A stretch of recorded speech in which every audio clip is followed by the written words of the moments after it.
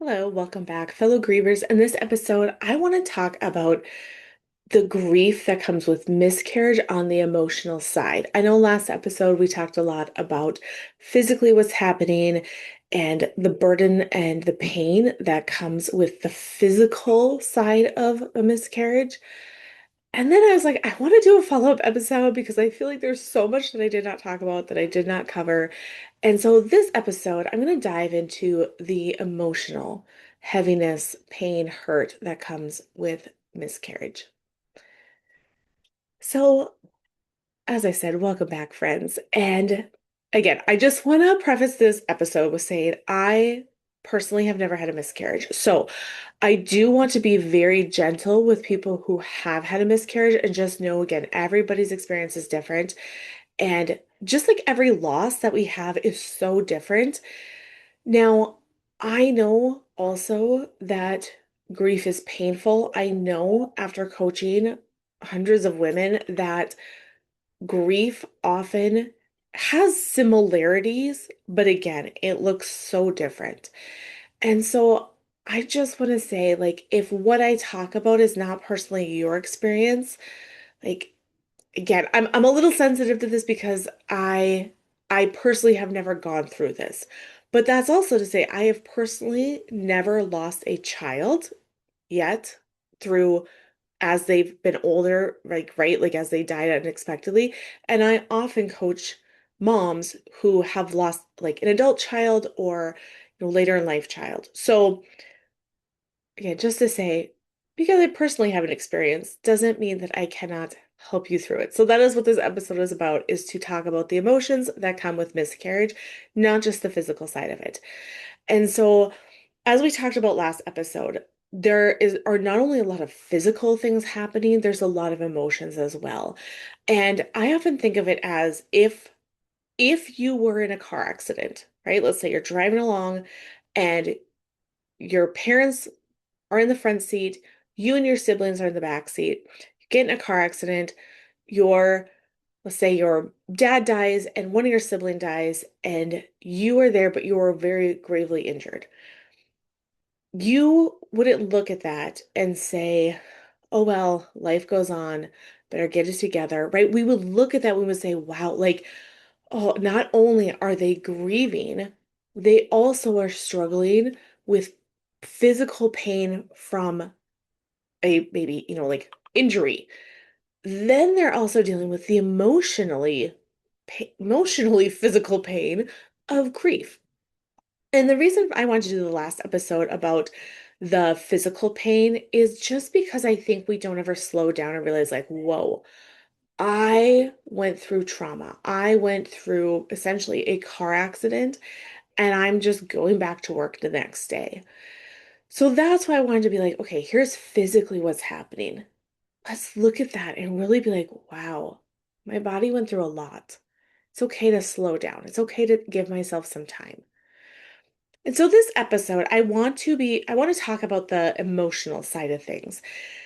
And so again, miscarriage does not only affect the body, it also affects the heart. And many women, probably and men, feel like they need to justify the grief of miscarriage because other people did not meet the baby, right? You had that special bond instantly. And so today we're going to talk about the emotions that can make miscarriage especially complicated. Now, the first one I want to talk about is, should I tell people? And this is more for early on pregnancy when you haven't told people maybe that you were even expecting. And so it's like, well, now do I tell them that I had a miscarriage? And I want you to pause and I want you to be like, okay, why would I tell somebody about this? Why would I not tell somebody about this? And oftentimes the reason that we hide it, and I don't know if hiding is the right word, like we just don't want to talk about it, is because we don't want to make other people uncomfortable. We also don't want to make ourselves uncomfortable by having to answer questions. We want the support, but we don't want the attention of it. There is no right answer that anybody could give that makes you feel better. And so I want you to sit with that. I want you to ask yourself, like, what do I feel is the right response? And I also want to say that just because you tell this person over here or this family or friend does not mean that this person over here is the right person to tell. So an example of that would be coworkers, right? You might want to tell your boss to say, "Hey, I'm going to be a little more off. I need a few days off, like I'm recovering from this. I need to put in some PTO or my time off." But you might even tell a coworker that you're closer to. You might tell them, be like, "Oh my gosh, like I'm so sad," right? Like we had a miscarriage. You might want because you know that their response is going to be hopefully comforting. There might be another coworker that you're like, "I am not going to say a word to them because they will make it all about them. They will say some rude or inappropriate thing."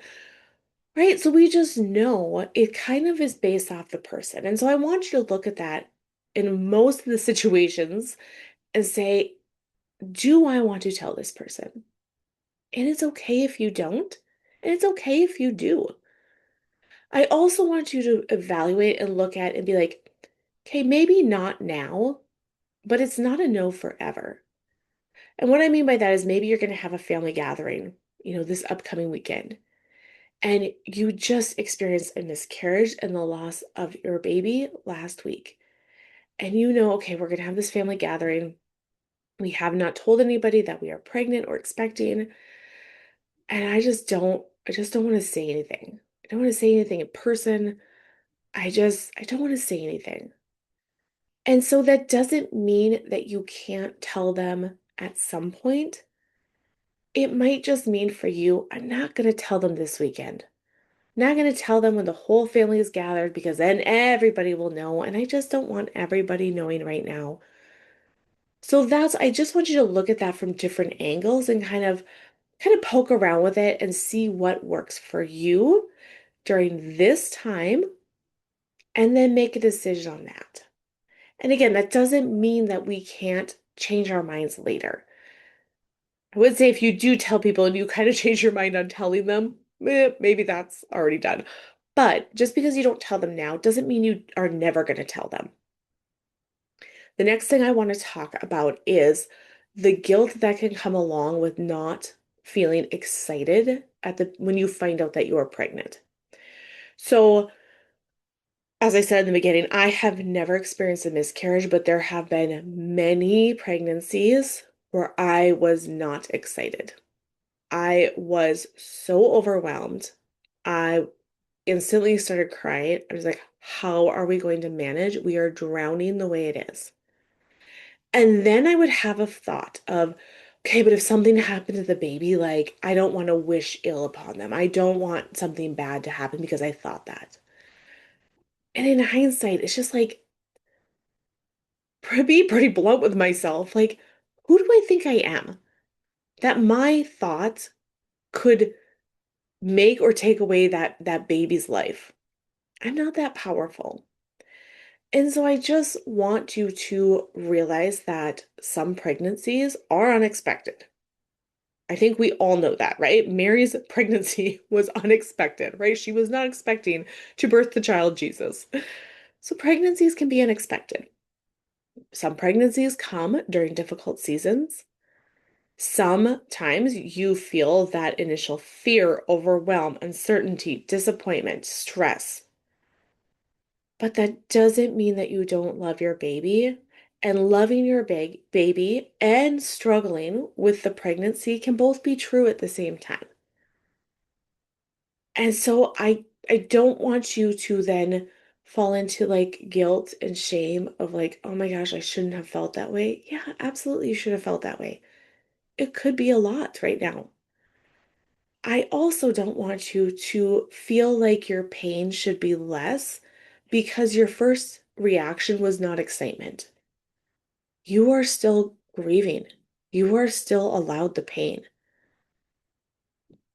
And so I think that oftentimes we want to kind of dismiss or discredit ourselves because we had an initial reaction, and that is just our humanness.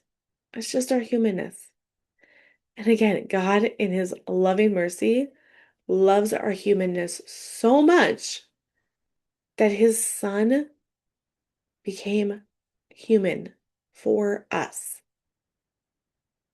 So I just want you to again realize and be, I don't know if at peace is the right word, but maybe find a little bit of peace around, yeah, my initial thought was not, I wasn't excited. And that's okay.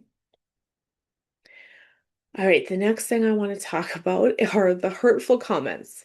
Okay. And this comes with all the grief. Okay. All the grief.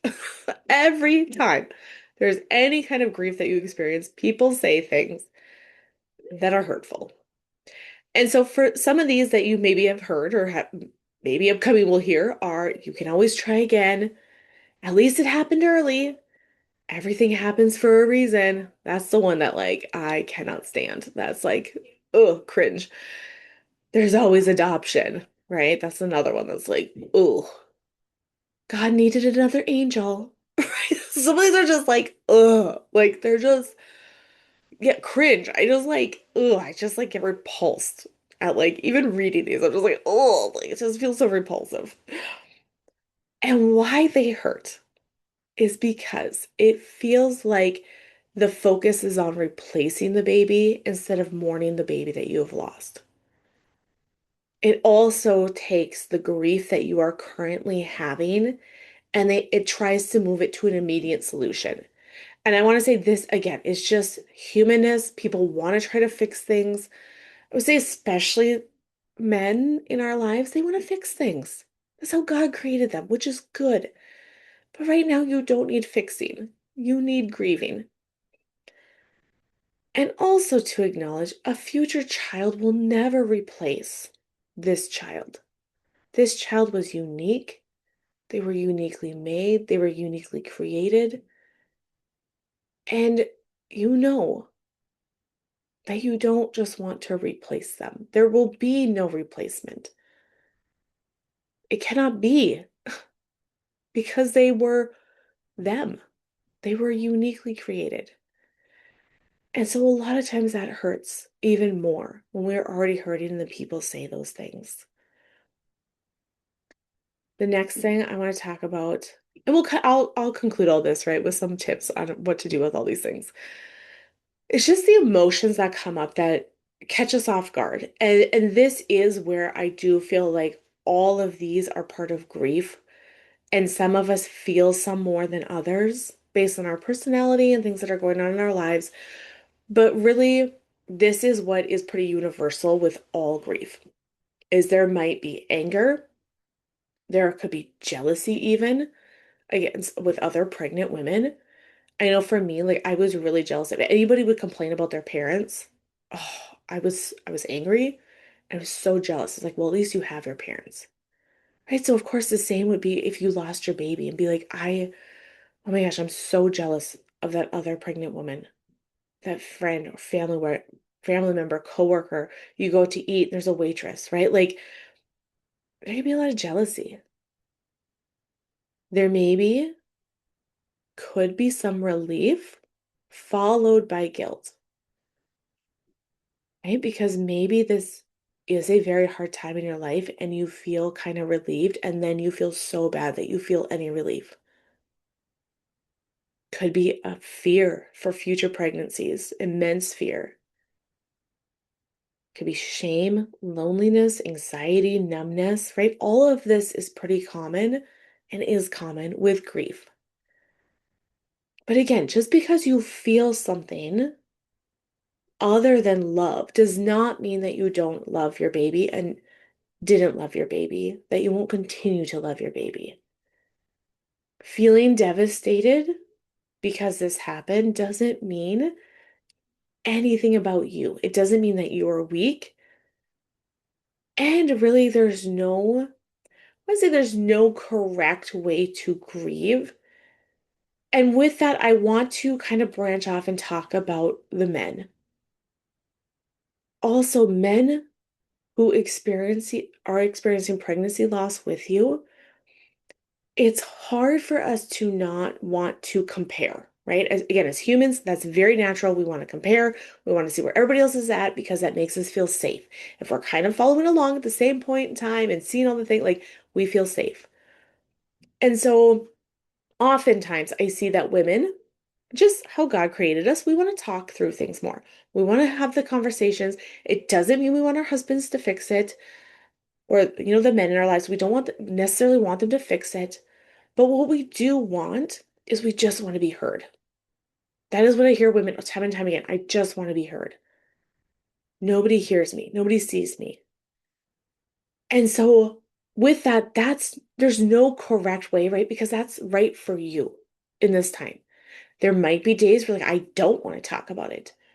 Where now like, you know, the man in your life wants to bring it up and you're like, absolutely not.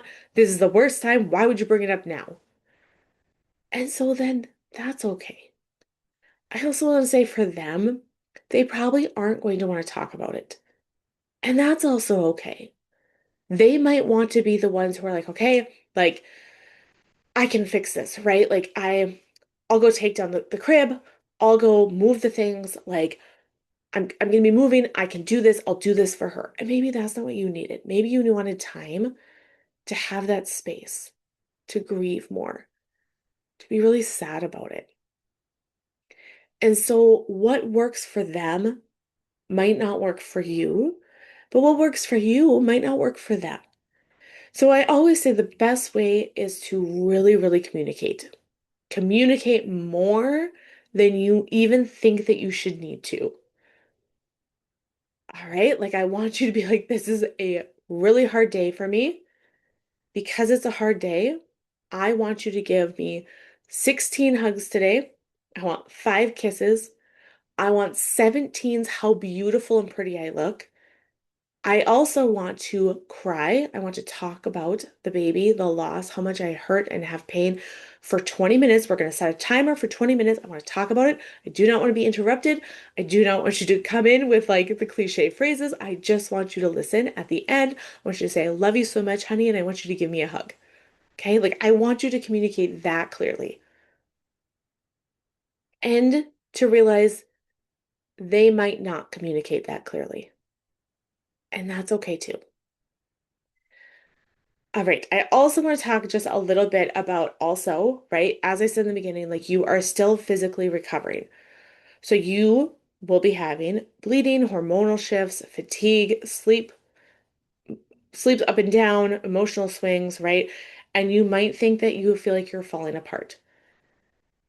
And I just want to say, like, again, last episode I talked more about this, just to give yourself the time and space to really heal.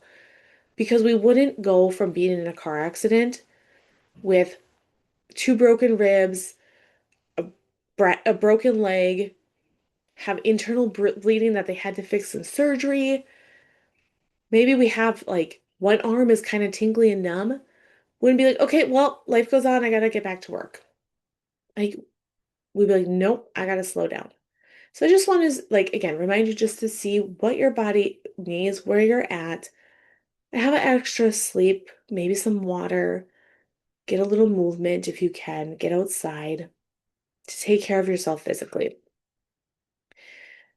And also to give yourself this kind of final point before we get to what to do about this, okay?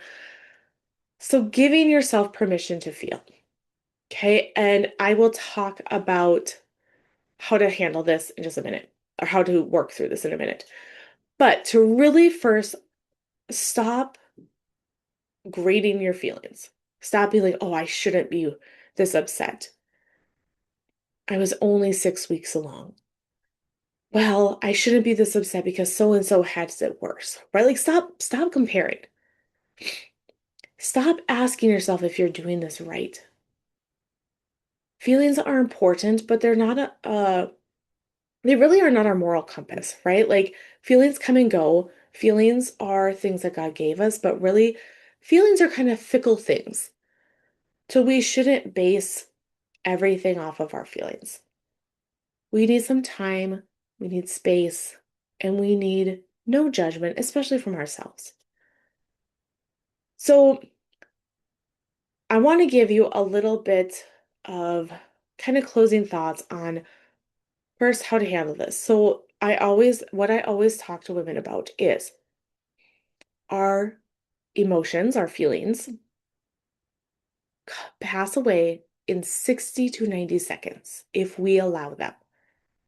Okay, so when you are feeling like a surge of anger, I want you to start recognizing, like, oh, that's what like. I feel so angry right now.